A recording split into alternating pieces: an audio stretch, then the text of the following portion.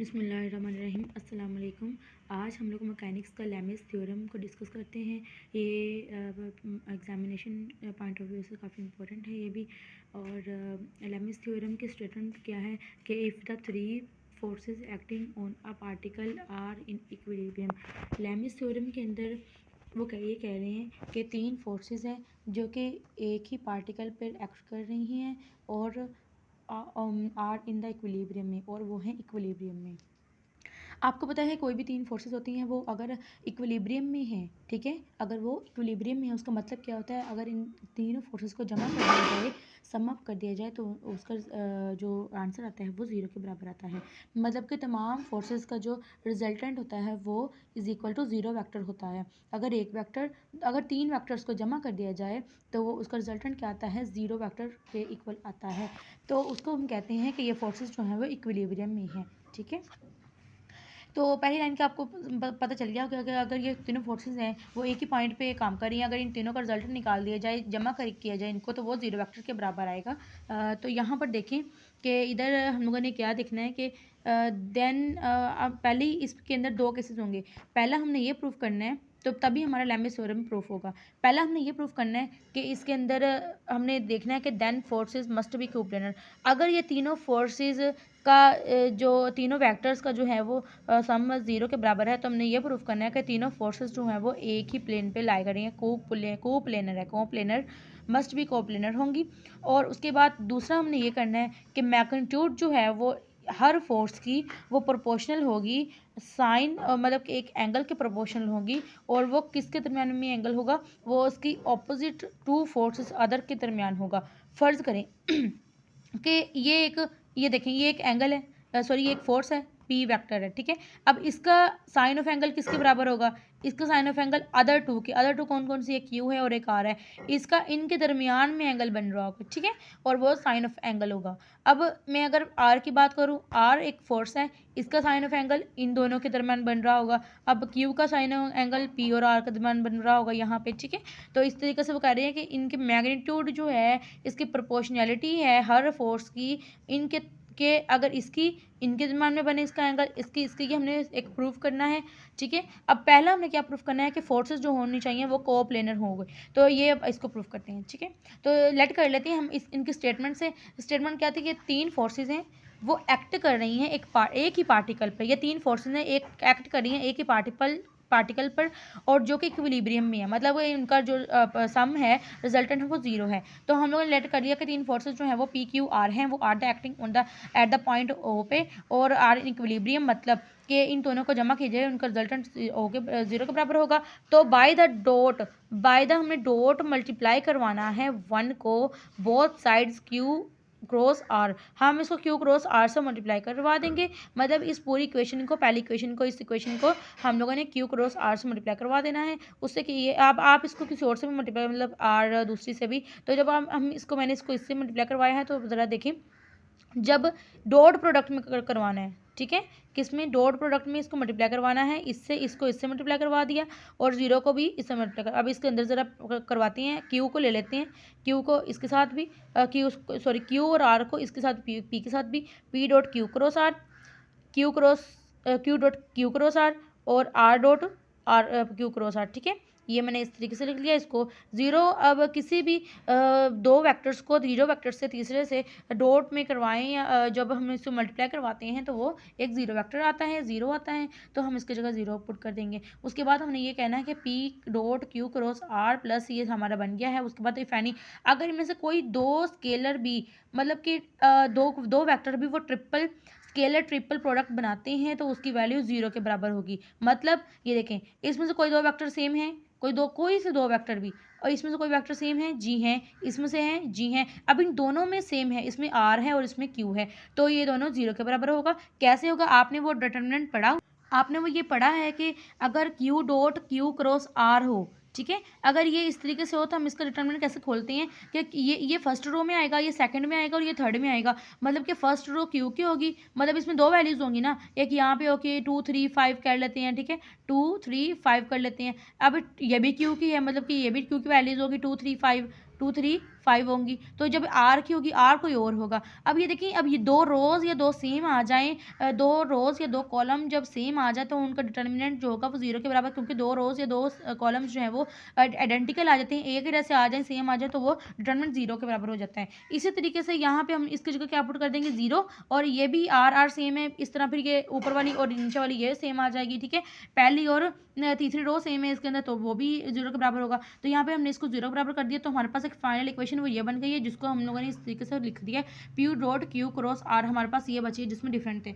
तो ज़रा आगे देखें, जब ये 0 के बराबर हो जाएगी, ठीक है, तो देयर फोर से जो कोप्लेनर है, मतलब कि मैंने आपको ये बताया ना कि जब P डॉट एक मतलब कि दो सेम ना हो और डिफरेंट होती है ना, तो वो एक ही प्लेन पे लाएगा तो कोप्लेनर हो जाएंगी। और देयर फोर हमने साबित प्रूफ कर दिया है कि भाई देयर फोर्सेज जो है वो कोप्लेनर है, ठीक है। अब हमारा दूसरा सेकंड प्रूफ क्या है? सेकंड प्रूफ हमारा है कि हमने शो करवाना है कि जो मैग्नीट्यूड है हर एक फोर्स की वो प्रोपोर्शनल होगी इसके एंगल के, और एंगल बन रहा होगा इसके ऑपोजिट दो दूसरी वाले के बराबर। अगर Q का है वो P और R के दौरान बनेगा, इसी तरीके से, ठीक है। तो चलें इसको हम लोग नाम दे देते हैं पहले कि Q और R के दरम्यान वाला जो एंगल बनने वाला वो अल्फा है। ये हमने खुद से सपोज कर लिया, आप कोई और भी नाम दे सकते हैं इसको, मतलब कि बीटा, देना तो अल्फा बीटा गैमा ही है, लेकिन आप इसको आगे पीछे भी दे सकते हैं। तो P और R को मैंने लेट कर लिया, लेट किया ना, तो लेट सपोजिशन होती है वो खुद की होती है। तो P और R को बीटा सपोज कर लेना है, और P और Q का जो एंगल होगा वो गैमा। तो चलिए अब इसको स्टार्ट करते हैं। ये हमने निकाल के रख लिए हैं एंगल्स।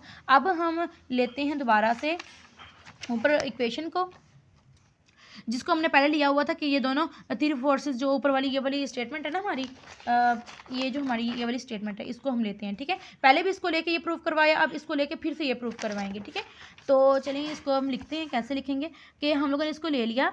अब इसको लिया है तो यहाँ पर हमने इसको क्रॉस मल्टीप्लाई करवाना है Q से। पहले हमने Q क्रॉस R से करवाया था वो कोप्लेनर के लिए, यहाँ पे हमने जस्ट Q से मल्टीप्लाई करवा देना है। मल्टीप्लाई कौन सा करवाना है? क्रॉस वाला।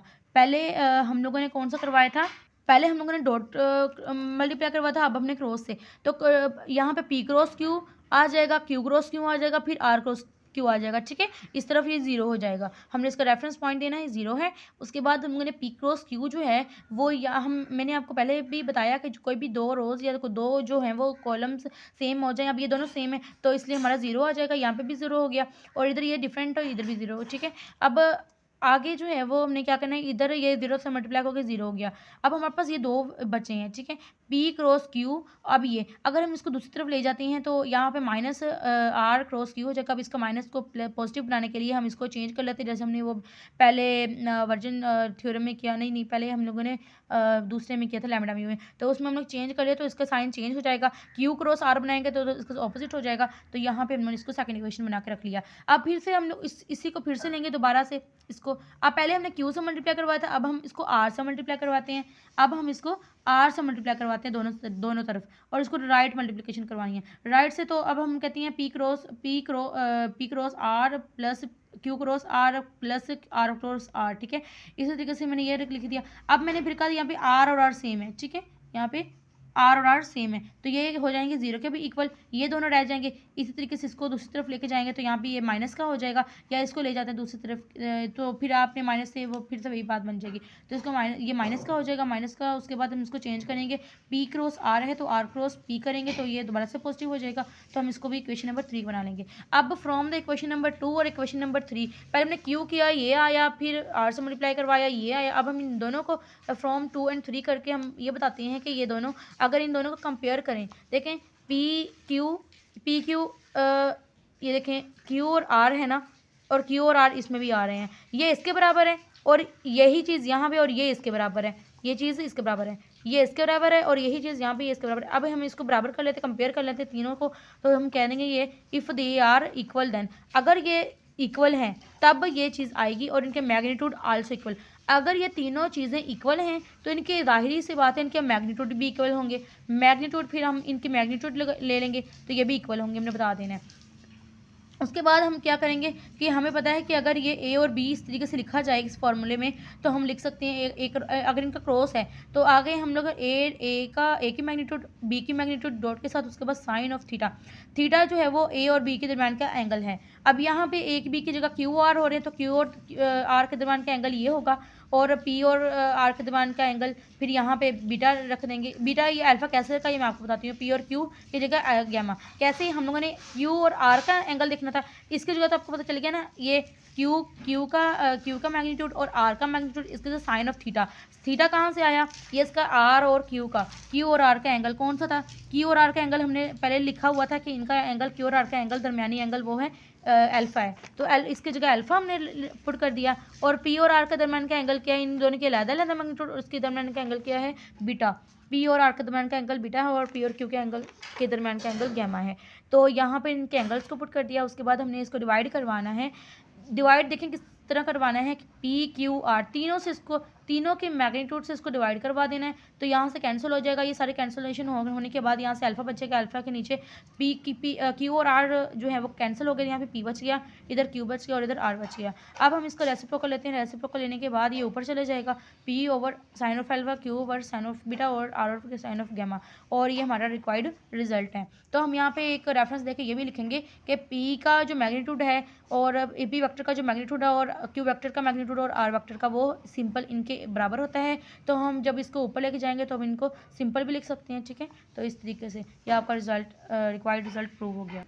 और आपने ये नोट यहाँ पे लिखना है कि पी क्यू आर जो है वो इन्हें कोप्लेनर कहा जा सकता है अगर ये दोनों ये इस फॉर्म में है इज इक्वल टू 0, ठीक है। इसलिए यहाँ पर जो है ना हम लोगों ने यहाँ पे लास्ट पे जब ये रिजल्ट आ गया हमारा तो हमने इसको कोप्लेनर कह दिया था, ठीक है। तो आई होप कि आज की वीडियो आपको समझ आई होगी, और मेरे चैनल को सब्सक्राइब और लाइक लाजमी कीजिएगा वीडियो को। And thank you so much for watching my video. जज़ाकल्लाह।